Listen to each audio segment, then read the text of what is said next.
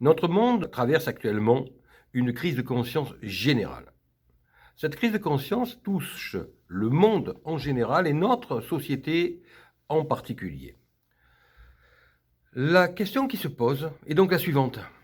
Nos valeurs, nos systèmes de valeurs, sont-ils absolus ou sont-ils relatifs? Je ne parle donc pas ici de la validité absolue ou pas des différents systèmes de valeurs qui existent, chacun ayant son propre système de valeurs.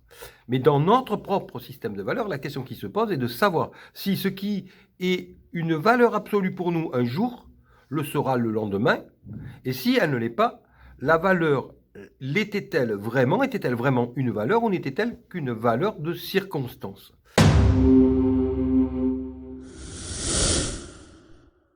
Pensez à vous abonner et à liker si vous aimez. Merci.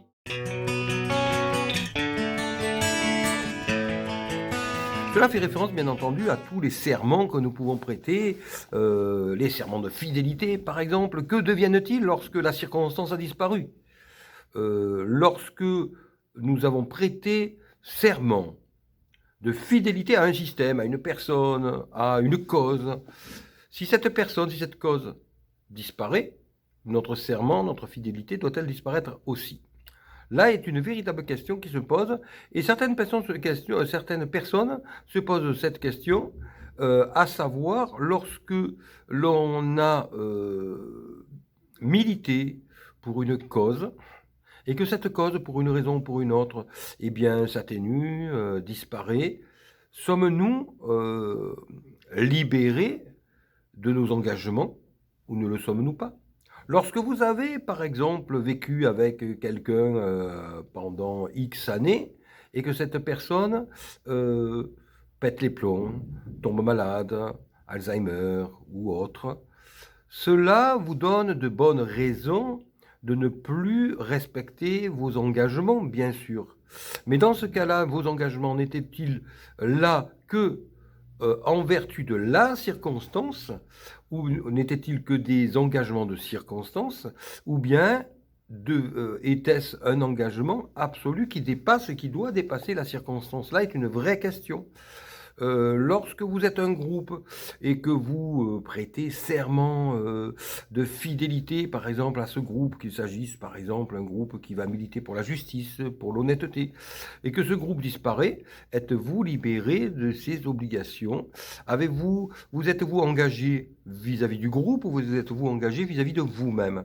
Là est véritablement cette question, et donc cela revient à se dire qu'il y a des engagements de circonstances et des engagements absolus qui concernent notre conscience, que j'appellerais donc des engagements de circonstance et des engagements de conscience. Il y a donc une fidélité à soi-même, qui est soit une fidélité de conscience, s'il s'agit d'une fidélité à soi-même, ou une fidélité de circonstance lorsqu'il s'agit d'une fidélité à des circonstances particulières qui sont vouées à peut-être disparaître, ce qui dans ce cas-là nous libérera de tout engagement. Ceci est important car il est important, je pense, de savoir si l'on a face à soi des personnes qui s'engagent pour une cause parce que les circonstances les y engagent, ou bien s'il s'agit de personnes qui ont véritablement un engagement personnel. Quelqu'un qui a un engagement personnel va être une personne qui, à mon avis, sera beaucoup plus crédible à long terme que quelqu'un qui va s'engager parce que les circonstances lui permettront, s'il s'engage, d'avancer dans une certaine hiérarchie, par exemple. Imaginez, vous vous engagez vis-à-vis d'une personne avec qui vous allez éventuellement avoir des enfants. Cette personne est jeune, cette personne a tout un tas de qualités parce que la relation est nouvelle. Puis petit à petit, les qualités vont s'émousser et petit à petit, la personne va vieillir, et elle va, des défauts vont surgir, vont s'amplifier. Est-ce que ces circonstances qui évoluent nous libèrent de nos engagements? Ou bien est-ce que nos engagements sont personnels et est-ce que ces engagements personnels restent quelle que soit la circonstance? Lorsque dans un couple il y a une personne qui est malade, bien souvent, une fois sur deux, les couples se séparent. Cela nous montre donc qu'une fois sur deux, les engagements sont des engagements de circonstance. Ce qui est dramatique pour des enfants qui, dans ce cas-là, eux, ne sont pas des enfants de circonstance. Ou peut-être qu'ils l'ont été, mais pour eux, ce n'est pas évident de l'accepter.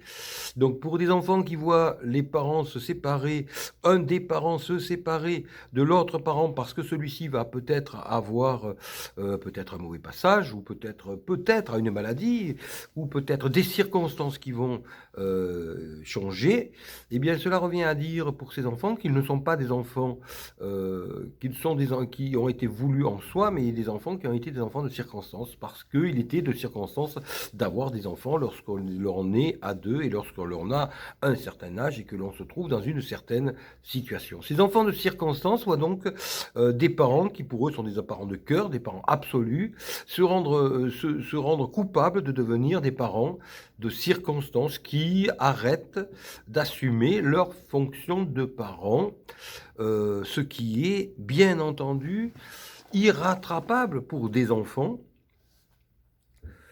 Cela est dramatique parce que dans la tête des enfants, l'amour des parents est absolu. La fidélité des parents doit donc l'être aussi.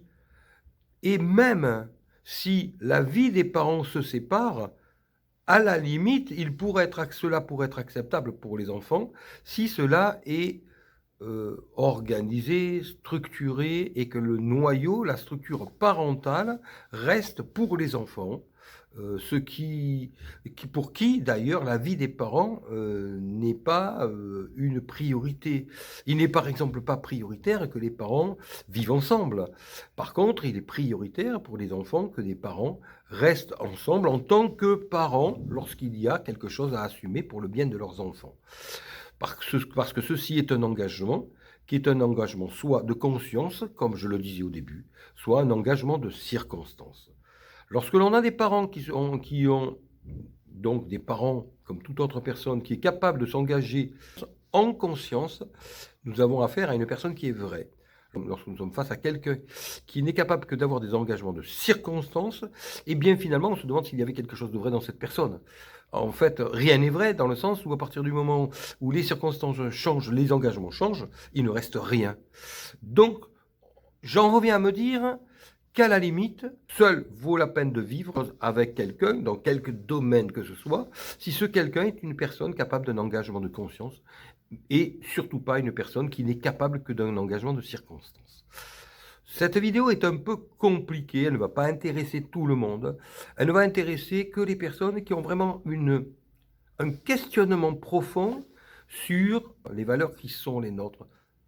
Et ici, la question posée est donc la suivante: sommes-nous une personne de conscience ou sommes-nous une personne de circonstance?